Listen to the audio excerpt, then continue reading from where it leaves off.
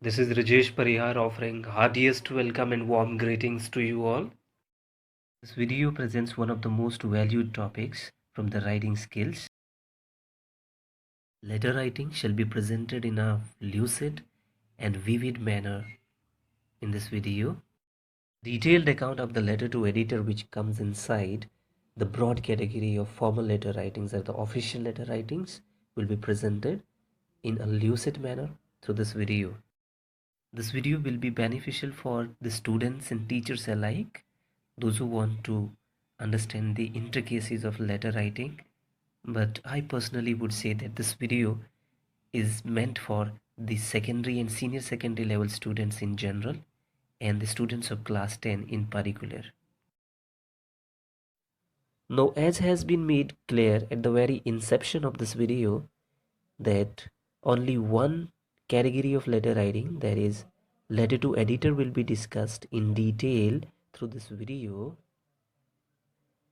But before coming to that category, I would like to bring you people here a gist about the letter writing as a whole. Letter writing, as far as is concerned, it can be divided into two broad categories, and the two broad categories are formal letters and informal letters. Formal letters are those letters actually which are also known as official letters, and the informal ones, they are those which are written to the friends, family members, relatives, acquaintances, blah blah blah. And these letter writings actually they you people must have studied them in the lower grades. Now, as far as the letter writing for class 10 is concerned, in their syllabi there are only formal letter writings, and there are four categories of the letter writing of this category which are in their curriculum. As per the curriculum, the latest curriculum issued by CBSE for the new academic session, the weightage of marks for letter writing has been increased by 2. Earlier on it used to be of 8 marks, but now the students who will appear for the annual examination in 2021, they will get 10 marks at most for letter writing. So this letter writing is going to be one of the most valued topics for the students of class 10. Now let's have an overview of the 4 types of letters which are there in the curriculum of the students of class 10. As a matter of fact, these types of letter writings, they are there in the curriculum of the students of grade 11 and 12 as well.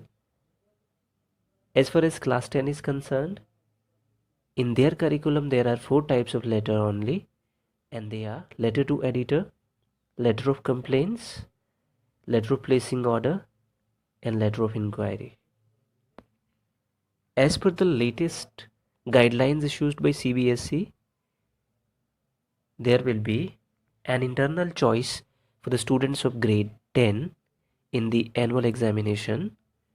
And what I mean by the internal choice is that there will be 2 choices given to the students among these 4 categories of the letters, and they will be asked to write on any one of them, hence unfolding the internal choice. In fact, letter writing makes question number 3 in the annual examination for the students of grade 10, and this comes under the section which is titled writing and grammar, writing skills and grammar, and there will be 2 choices given to the students taken from any of these 4 categories, and they will be asked to answer any one of the 2 given choices. Now before we forge ahead, I would like to bring you people a flow chart here. What I mean by flow chart is that how we are going to deal with this topic, how we are going to approach this topic, that is letter to editor. This will be discussed by discussing its style and nature first. The style and nature, they will make you people understand the essence of this type of letter. What I mean by essence is the basic understanding of the letter will be provided to you people. Then we go ahead towards the discussion on the parts of the letter, and this will be one of the most important parts here in this video. Then a format of the letter will be provided to you people. At a glance you will have to see that format, and then finally if time allows, then there will be a sample letter also shown to you people on the same. Now coming towards the details of the letter to editor, let's come towards its style first. Style is the first point that we're going to discuss. Style, as far as is concerned, the style of this type of letter is formal. And you have to remember one thing, when I say formal, that means the language that you will use will be polite. You will have to avoid the usage of words which are considered as slangs. Jargons and obsolete words will also be avoided, should or rather be avoided in this type of letter. Now what you have to do here actually is you have to bring a high degree of politeness to your language. How do we bring the politeness to the language? We can use passive voices, because passive voices, they are more polite. So usage of passive voices should be made in this type of letter. Now as I told you, there should not be used of any words which are considered as slangs or jargons are obsolete. I would go one step ahead and I would advise you people not even to use the contractions. Don't use them, right? Because they lend some informal nature to the writing. And what you have to do here is to be formal. The second point that we are coming towards is the nature. Now, this nature and style of letter writing, actually they are just hand and glove to each other, and they coexist, they overlap each other, and they exist in tandem. As far as nature is concerned, it has to be objective.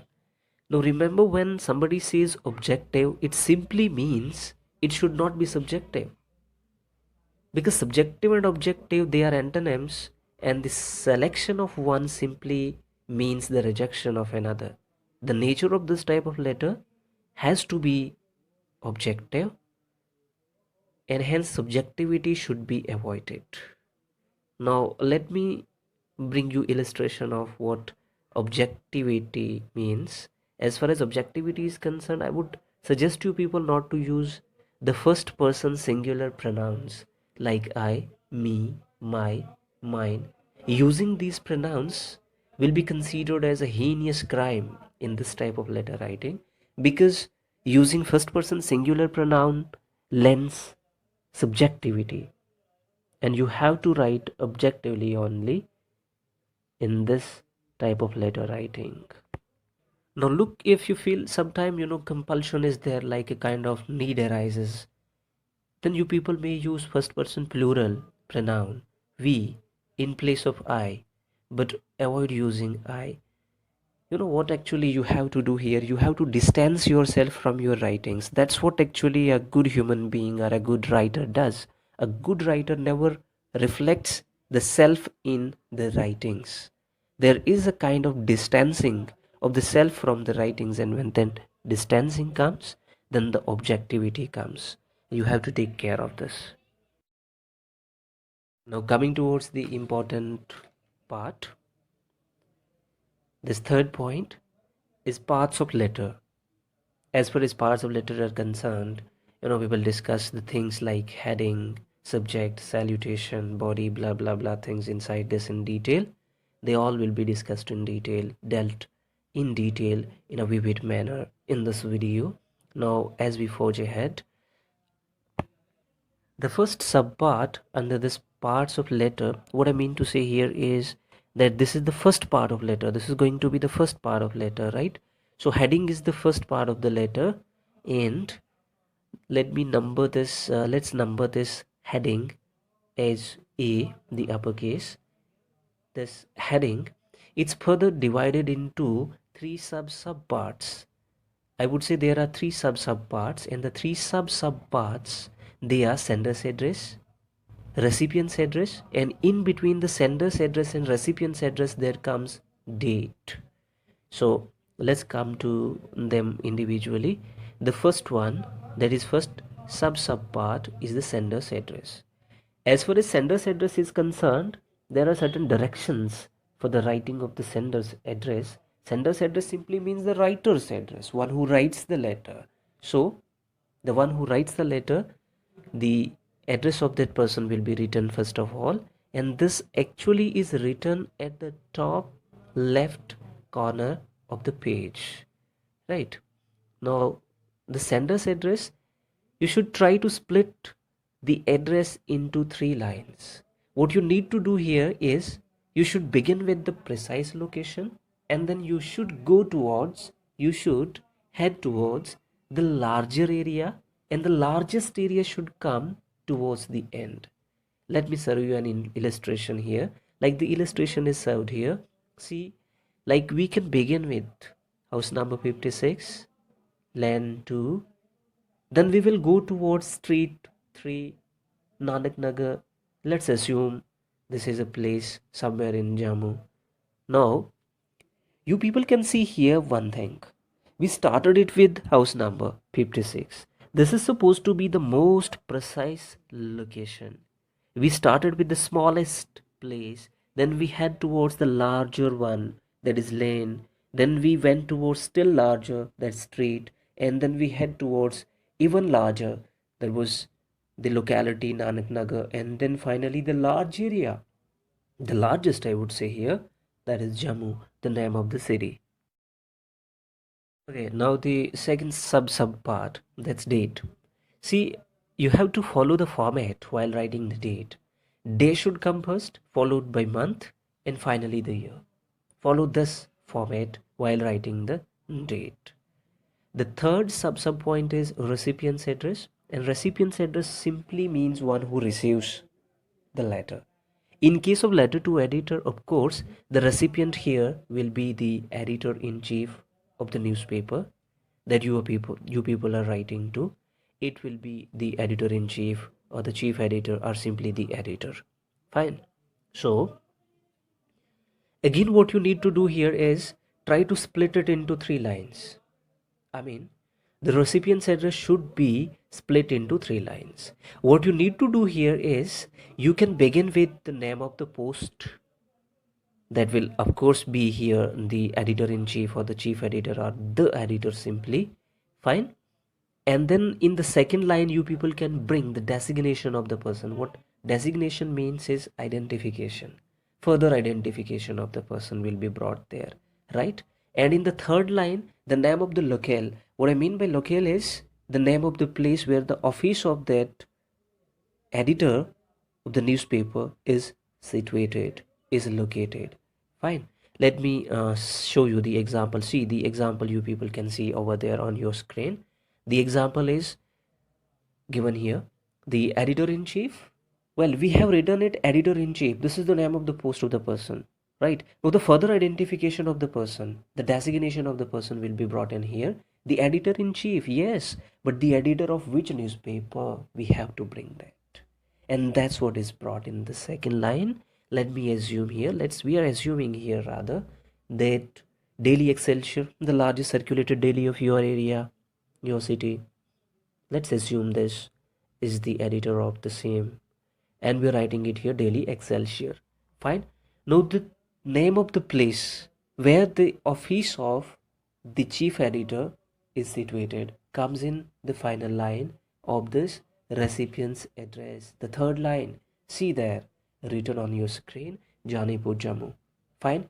Now one most important point that you people have to note here is that we are following a format which is called blank format. BLANK, blank format. Now what is blank format? Blank format actually is a format in which no end punctuation is used.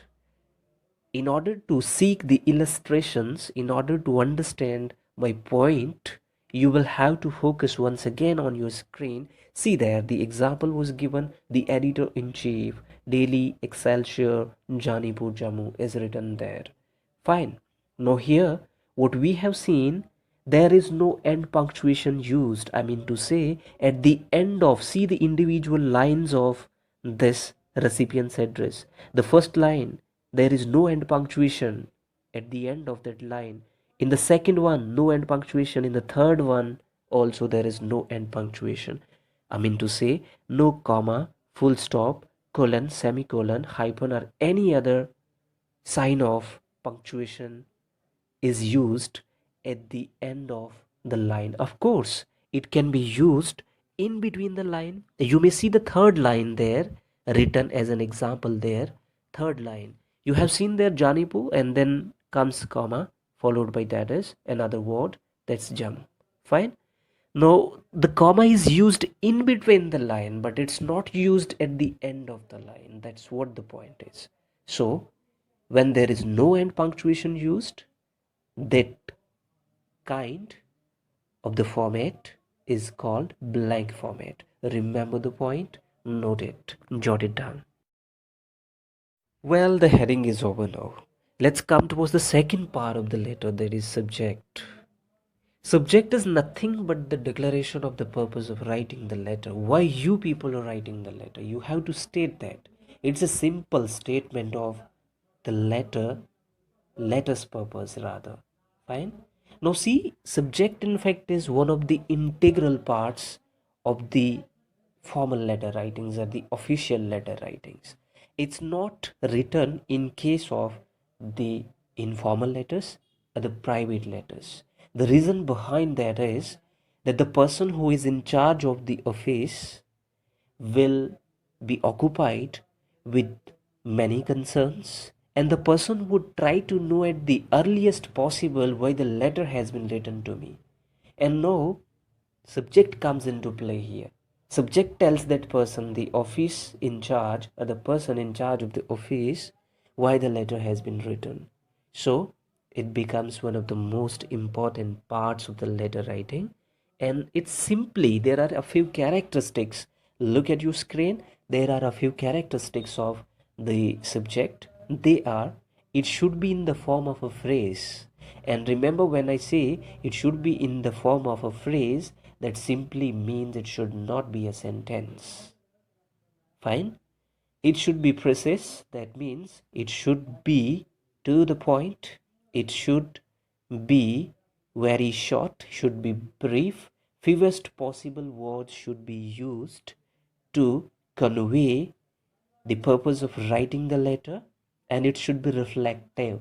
What reflective means, it should reflect. What should it reflect is the question. And yes, the thing that it should reflect should be the purpose of writing, why you are writing the letter. Fine. Now let's assume that you are supposed to write a letter to the editor of a daily of your locality or your area, I mean to say, rather, on the rash driving which is on the rise among teenagers and is a source of public nuisance. You can write it in the way shown on your screen. The third part of the letter is salutation.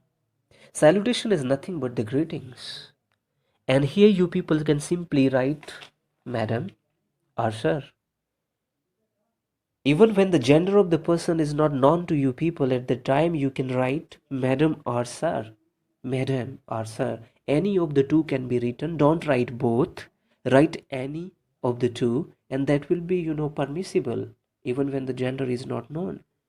Or if you people want to be more precise, if you people want to be more accurate, then you people can use that phrase which is written over there, that is, to whom it may concern. But remember, when you write this phrase, you have to be very careful about the punctuation. See, the first word to, preposition to, T is capital, and the last word of this phrase, concern, C is capital once again. In between there are three words, but none of the letters of those three words is capital. That's what you people have to note here as well. Fine. I would suggest you people one thing here, and that is not to use ma'am. Many a times what you people do, you write M-A-A-M, ma'am, and that's what is incorrect. Let me tell you, this is informal word. This is not a formal word. And remember, which category of the letter you people are writing here. This is the formal one. This informal word, it cannot be used there. You know what? Sometimes you people might be using this word for your lady teachers, of course. And in that case, I would tell you that you have a kind of intimacy, you have a kind of, leverage that you people are having while addressing your teachers, because your teachers, they are affectionate for you. You know them, you have a kind of, you share a kind of intimacy with them. And in that kid, in that kind, kind of that situation, you people can have that leverage, or you can take that advantage of referring them sometime or calling them sometime in an informal way. And at that time, this ma'am will be permissible, but in letter writing, not permissible at all. Avoid it. Now we are coming towards the next part, and that is body. Remember, named is body, this is the soul. This is the soul of the letter. I mean to say, the most important part of the letter, this one is. And as far as this body is concerned, it should be divided into three paras. But before we come towards the three different paras, I would like to tell you people one more thing, a prerequisite rather here, that this letter to editor is always written on a public issue or a social issue or a social concern, right? A social problem is the subject of writing for the letter to editor. It can be chance snatching incidents in the broad daylight in the locality. It can be pollution, which is on the rise. Of course, this is on decreasing. It's been abating nowadays. The secondary thing. It can also be any other social problem like the rash driving among teenagers. It can be anything, like anything. And now, coming towards the three different parts of the body, we call them para number 1, number 2, and number 3. Para number 1, as far as is concerned, paragraph number 1, it should start, the body should start actually with an indentation. What indentation means? You have to leave a margin, you have to leave a space from the margin when you start it. And para number 1, it is a kind of introduction of the issue. Simply state the problem. Remember, this is the shortest para in your letter writing. Remember that in your letter writing, in fact, you are supposed to stick to a word limit. As far as CBSE is concerned, CBSE gives you a word limit of 120 words. You people may exceed it a bit. You may go up to 150 words when it comes to writing letter to editor, but you, in case, go beyond that limit, I think that will be a kind of digression. Why CBSE gives you people this word limit, the reason behind that is that they do not want you people to indulge in writing the answer of one question for such a time that it mars your opportunity of giving suitable time or the time which is demanded by another question. So you should understand this thing. You can exceed the word limit a bit, but in case you go beyond 150, then it sounds like a digression. So avoid that. And since you have to use the words economically, this para number 1, this is the shortest para. I would tell you people that in your writings, this para might go up to 4 to 5 lines in written, I'm saying, right? And that too when I consider the density of writing as moderate. If the density of your writing is greater, then it can be even shorter than 4 lines. Now, this is simply the statement of the problem. Simply state the issue. Say that, okay, blah blah blah is the problem of nowadays. You simply say this is the universal problem of humanity and this needs to be abated or eradicated at the earliest possible. That is what actually you got to do in para number 2, para number 1. Now heading towards para number 2, as far as para number 2 is concerned, see, in para number 1 you simply stated the problem. You said this is problem. In para number 2, now you have to prove that yes, this is the problem. How should a reader accept that yes, this is the problem? You have to prove that So second para is the proof, it's the testimony, it's the evidence. It shows that yes, this is the problem. Now how do you people bring the evidence? How do you people prove that yes, this problem exists in the society and this is one of the leading concerns for the humanity? Now, in this case, you use facts, figures, stats, state of affairs. State of affairs simply means the conditions which are prevailing over an area at a particular point of time. Fine. And you can bring the others' opinions as well here, right? Remember, you people should not use your own personal opinions here. You cannot use your own opinions here. I will let you know there will be a place where you people will be supposed to offer your opinions. But here, as far as is concerned, avoid your personal opinions. And when I say you have to use others' opinions here, that doesn't mean that you people will be writing the opinions of your colleagues, the fellow students. It only means that you will bring the opinions of certain personalities, certain renowned, certain prominent personalities, be it a writer, be it a journalist, be it a person of prominence, be it an organization which is concerned about the thing, the issue, the public problem that you people are writing on. Fine. So avoid using your personal opinions here in this para number 2. As far as para number 2 is concerned, this is going to be the largest para, the longest para for you people.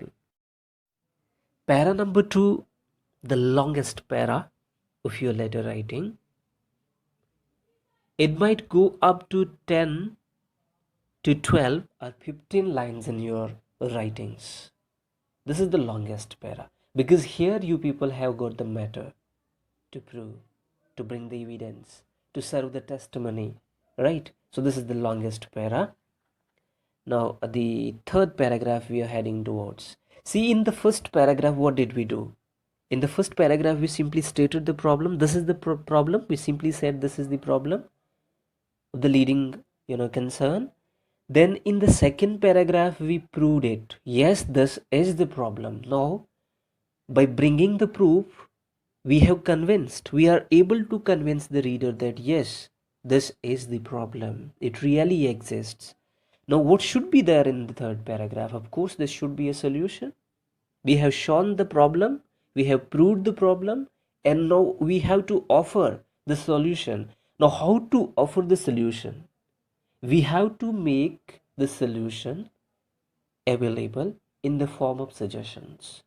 We will suggest what should be done in order to tackle the problem.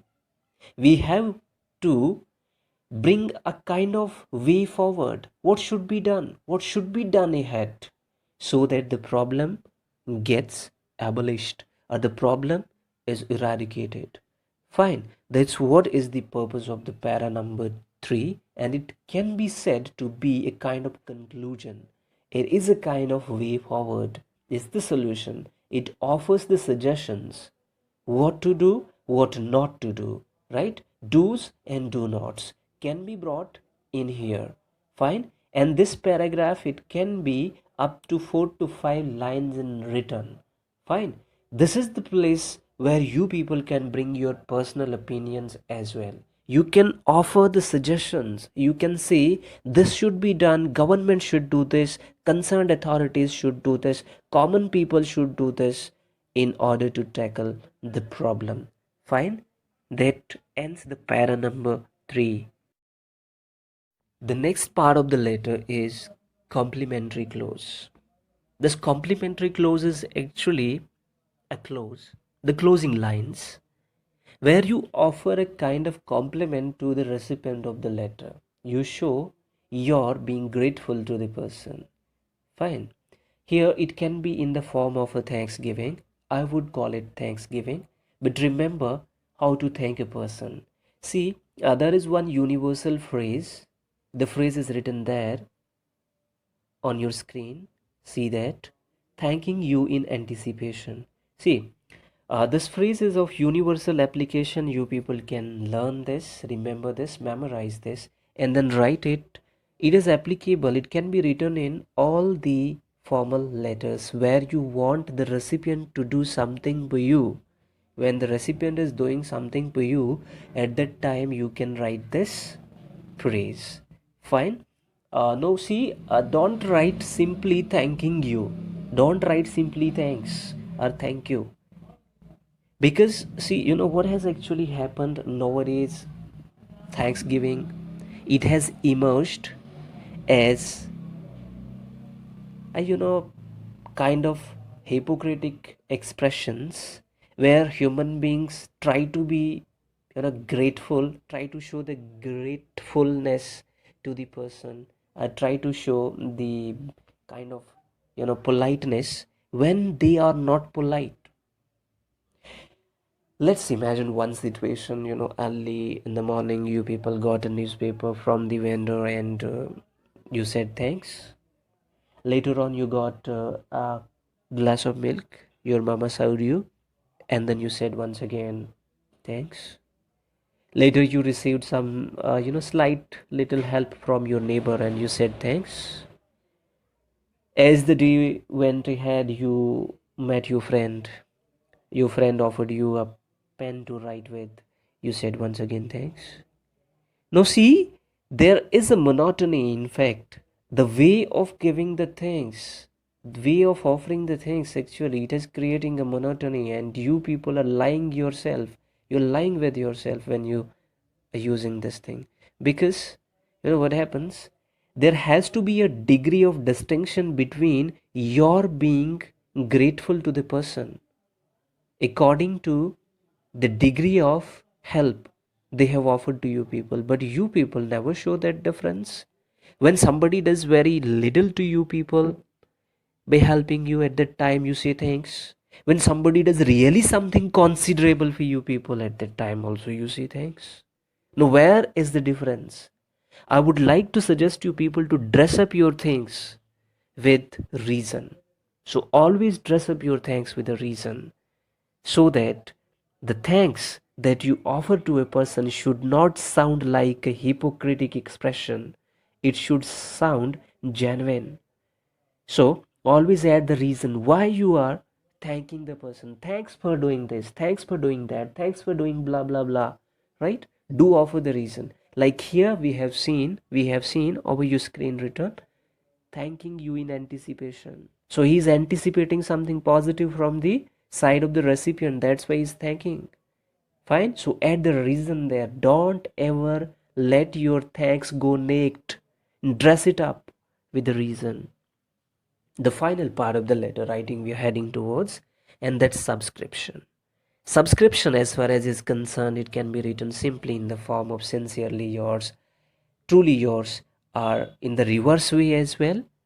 Yours sincerely, yours truly.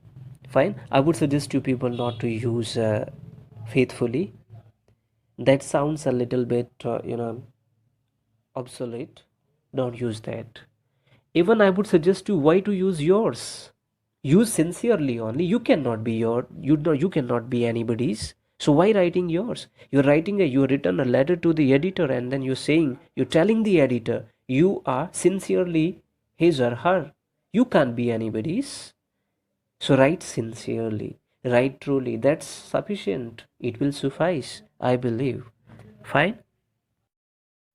With that, the letter to editor ends. Many thanks for watching the video. You take good care of yourselves. We will meet soon in the next video. Thanks once again, people.